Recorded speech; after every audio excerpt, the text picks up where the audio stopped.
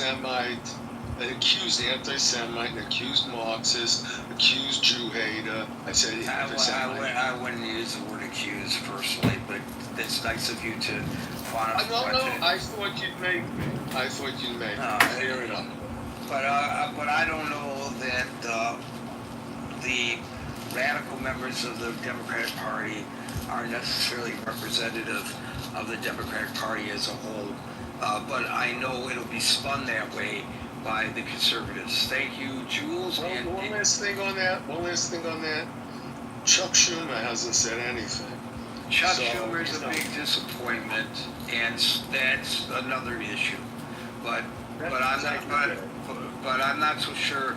You know, when you look at the politics of the West Coast, the Democrats of the West Coast are lean in the same direction. Look at Oakland, California as example, right?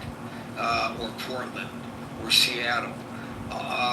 So are you going to say, well, that's representative of the mainstream Democratic Party? I don't think so. It is representative of a faction of the Democratic Party. Now, in terms of how the Democrats might lose nationally because of the perception that that's representative of the Democratic Party, I know there's a big attempt by the Republicans to paint the people who rioted during the George Floyd demonstrations as representative of the Democratic Party. But it's not. They were not politicians out there pushing candidates or platforms. They were thugs taking advantage of legitimate demonstrations to do their thuggery. They were criminals. And they were able to hide behind the demonstrations that occurred.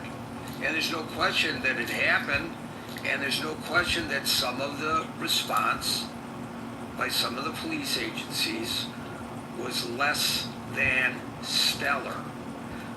So that proves that I saw on Fox yesterday a lower third that referred to communism on the Hudson. I'm not a fan of Mamdani. I consider him a clear and present danger to the Jewish community. But some of the arguments about him and trying to overlay them on the Democratic Party nationally is nothing but hyperbole and unfair. And I'm not a Democrat. I'm not saying this defensively. This is just my observation, which I'm sure Jules disagrees with. David and Ben gets the last word. David. Yeah, hi, Gary. Great room today. It's bill passage. We'll see what the GOP does to stop it up or run it to the finish line before July 4th. I'm sure Johnson's working overtime. But a lot of disheartening things in this bill, Gary, that I could pick apart. I think, obviously, for me, living in Los Angeles, the money that's going to be allocated to bolster this dragnet approach to rounding up immigrants, making light of the fact that there'll be alligators to encircle the incarcerated is just a horrible, horrible message to be sending to the diversity of this country. I've heard it argued that the ICE detention centers hold up to 41,000 people, and we currently have 56,000 being housed in really untenable, horrific conditions.